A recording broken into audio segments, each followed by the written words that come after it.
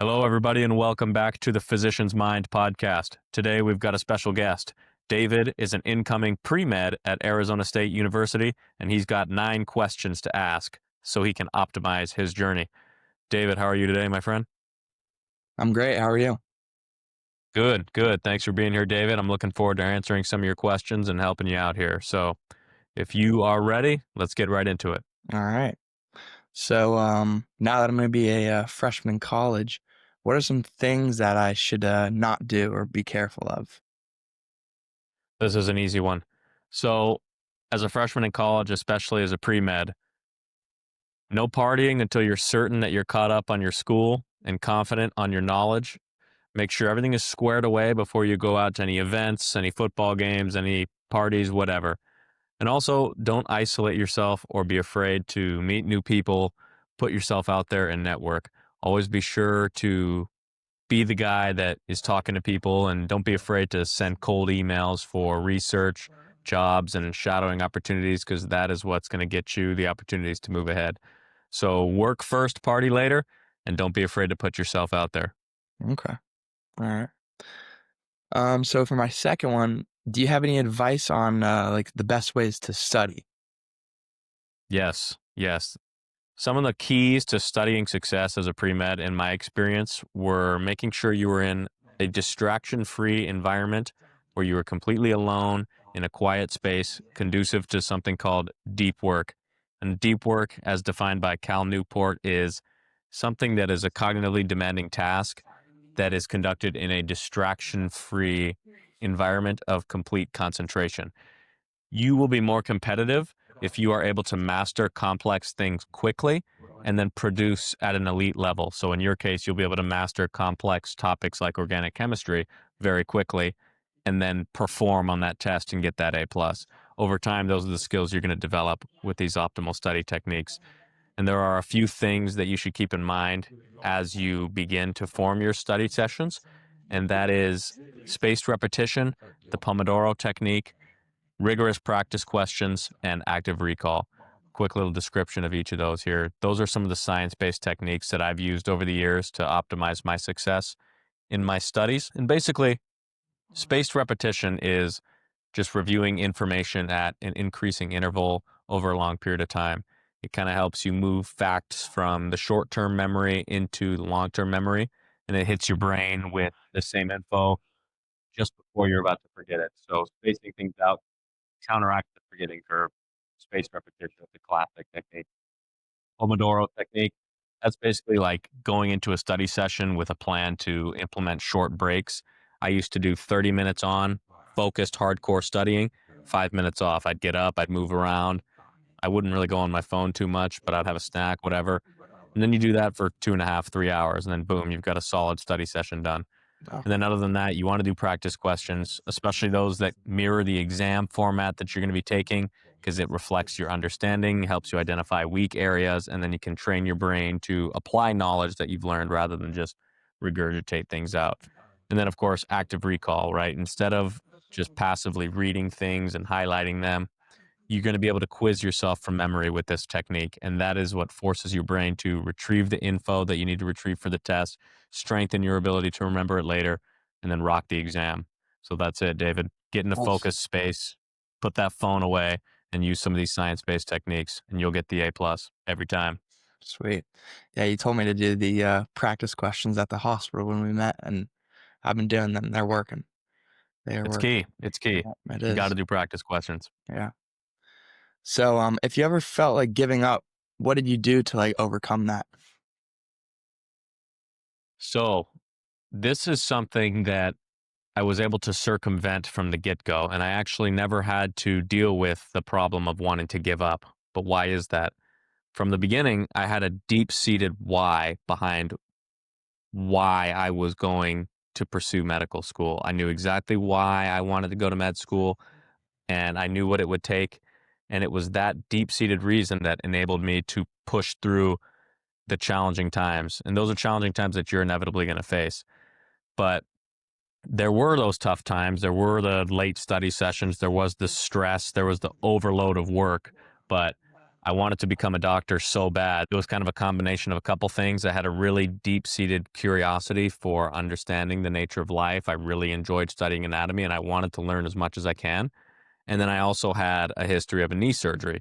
And so, I'm a athletic guy. I'm in the military. I like to do triathlons and these kind of things. And the things that make my life meaningful are dependent on my physical health, right? And I thought about my surgeon and the impact he had on me with the surgical expertise and medical wisdom.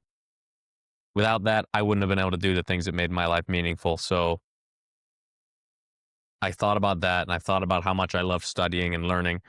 And so I basically decided, what better way to continue learning, continue studying anatomy and the nature of life, but then use that knowledge to positively impact people the way my surgeon did for me. And that was what pushed me through the entire pre-med career. Now for you, David, that's going to be a completely different story. Yeah. And that's only going to come to you through deep reflection and sitting with yourself and asking yourself, why do I really want to be a doctor? And it can't just be something as simple as like, I want the status, I want the prestige, I want to make a lot of money. I mean, that's a great plus, but ultimately that's not going to carry you through the 6-hour study sessions for the MCAT and whatever else you're going to have to do, that long clinical shifts on top of your coursework. You got to have that deep-seated why that's going to carry you through. And then giving up will never even be an option. Yeah, can't be. No, absolutely not. So, what are the things do you do that helped you get into medical school? So, of course, your grades are going to be critical. You have to square away your grades first. Make sure you have a rockin' GPA, a solid MCAT score. That goes without saying. I Yep. studied my ass off and I made sure that I was thriving in those domains. Then I had to make sure that I had thousands of hours of clinical experience, volunteer experience, shadowing. Like you mentioned, you're already getting involved in some of those things, which is great. But when the time comes for your interviews, they're going to look at you and they're going to see, okay, David was a guy who had hours and hours of clinical experience starting from the beginning. That's how they can understand that you're really serious, that you know what you're getting into, because they're going to ask you, how have your clinical experiences reinforced your desire to be a physician? And you're going to be able to say, well, having worked in the emergency department, the family medicine clinic, wherever for so many years, you can confidently answer those questions and they can confidently assess that you're being truthful. So making sure you're getting meaningful clinical experience and volunteering at a place where you actually like to volunteer at, something you can talk about, something you enjoy, that helps you stand out because everybody's going to be doing it. So you kind of have to be doing it as well. And then just getting your shadowing hours in, simple things like that. But in my case, I also had some kind of odd extracurriculars that helped me stand out. Like we had a chicken farm at our college buddy's house. I threw that on my application. I did Ironman triathlons throughout college with my buddies. I was in the military training, country dancing, right? These things kind of helped me stand out. And I had a few questions like that about those things during interviews. But the most important things are your grades, your clinical experiences, and then whatever fun things you like to do on the side, David, don't be afraid to share those on your application because on top of everything else, you got to be normal too. So, Yeah. All right. So, speaking of dominating the MCAT, what are the best resources you use to study for that? yeah, the MCAT. I mean, first and foremost, that was something that I literally went so hard in the paint on that you would have thought it was impossible to do poorly. I mean, I even took a practice test on Christmas Day because that's just how the study schedule aligned itself. But you probably don't have to do something as stupid as that in order to do well on the MCAT. I mean, some of the resources, right? This isn't something you're going to have to think of as a pre-med student until you're in your late sophomore, early junior year, most likely. But there's various resources out there like Blueprint, UWorld, Princeton Review, right? Other high yield resources. But like I said, this is something that you should be worrying about a little bit later on. Keep it on the back burner type of thing. But really, in order to do well in the MCAT, like I got a 72nd percentile, a 508, a reasonable score, nothing spectacular, but it definitely got the job done. And I attribute that score to adhering to a very rigorous practice test and practice question system that I implemented before the exam. And that was sort of inspired by a mentor of mine. One of my professors was a Princeton Review MCAT tutor. So I was able to seek his counsel. And that's going to be important for you as a pre-med to seek out mentorship from people who have credible experience that you can rely on. But I adhered to that rigorous testing schedule and I automated basically everything else. I wore the same thing every time I took a practice test. I ate the same breakfast, listened to the same music on the way to the exam, had the same snacks, So when it came time to do test day, it was just like any other practice test. And that's something you can kind of apply to any of your study routines. Whatever class you're in, you take your practice questions, do your practice test, you're hammering your chest like it's any other day. And that's just what happens when hard work becomes a habit. And that's what you got to do as a pre-med. But finally, for the MCAT, like find an expert mentor who has proof of their advice working on other students, somebody who's credible. And again, that's something you can worry about later on down the line. Yeah. All right. Nice. So then, for something closer, what were the hardest classes you took, and how much time did you study outside of the class? Yeah. So organic chemistry was the most difficult course I took as a pre-med, and that can be attributed to a variety of factors. First of which is the sheer load of content that you're required to master. I was a sophomore when I took that class, and before I started college, I was a complete fool. I had never studied in my life, so I was still kind of getting used to what it took to actually do well in pre-med courses. And OChem was certainly one of the hardest tests or hardest classes, but how did I do well in it? How did I overcome the challenges? Well, again, it ties into the disciplined study routine, finding the deep seated why, and implementing those tactics. Like I spent hours and hours and hours doing practice questions, using the course resources. And a big thing that I learned through that class was the value of connecting with your professors. Like, never be afraid to sit right up front, ask them questions, introduce yourself in the first day of class, and show that you're a serious student. You're somebody that wants to do well and you care about their course and what they have to teach. It helps because they're going to be the people that are grading your tests. They're going to be the people that are tutoring you, so on and so forth. So I literally used every resource that I possibly could, and I spent as much time as it took in order to master the material. And I knew that the material had been mastered because there were practice questions and practice tests that I would do until I knew that I had mastered the content. Then come test day, I had practiced so much that it was inevitable that I was going to do well. And on top of that, like I said, making sure you're connected well with your professors and going to office hours, it demonstrates that you really care and they are likely to help you out a lot more if you do that. Another one of the difficult courses, which was equally difficult but in a different way, was Physics 1. And namely, that was because I had a professor who was, unfortunately, he was known by his students to be very confusing during lectures. He was a brilliant guy, absolutely phenomenal researcher, but unfortunately a terrible professor. And that was something I had to deal with, and you will have to do it as well. But how did I mitigate that? I sat right up front.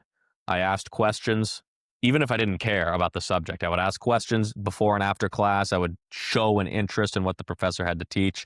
I would go to his office hours, and I built that relationship with the professor. And I hammered practice questions. So I think a student who wants to do well will know what it takes to do well deep down inside them, and they will just do it, even though it's extremely uncomfortable and boring, because you have that vision to get into medical school, and that vision, that why, is going to carry you through the mundane, stupid practice problems that you really don't want to do. Yeah. But I would say those were the two most difficult classes. And to summarize, hammering practice questions, really disciplined study routines, and making great relationships with these professors was key to my success in those classes. All right. All right. So you said you carry a journal with you. So how do you think that's important, and how often do you write in it? Yeah, journaling is good. Journaling is good, especially if you're a pre-med, because you can keep track of your experiences. You can see how far you've progressed. And then when it comes time to complete your application, you have a record of the things you've experienced and how they've impacted you and how you felt about them at the time. I've had a journal since, I started college when I was 18, and one of my mentors told me I should keep a journal for the same reasons. So I did. And it ended up being pretty beneficial, actually. It allowed me to reflect on why I wanted to go to med school. It allowed me to reflect on what I was learning through my various shadowing experiences, clinical experiences. Like I was able to write down my thoughts after seeing the first patient die in the emergency room for the first time. It allows you to think about things like that. And then, like I said, it comes time to apply. You can compile all of those former experiences into a strong application. And it's just cool to see how you progress over time and how you've become stronger and what things you used to struggle with and how you overcame those things. Nice. All right. And to finish strong, what's the best piece of advice you've ever received? David, all right. Final question here. Best piece of advice I have ever received was from my organic chemistry professor when I was in the middle of sharing my gripes with him about how I was working so hard in order to make this happen and I was sacrificing so much to get the great grades necessary to be competitive. And what he told me was, it's not a sacrifice if it's what you want to do. And I've carried that with me for the remainder of my life up to this point, and it completely changed my thought process. And he's exactly right. If it's something you really want to do, then it's not a sacrifice to put the work in. Thank you.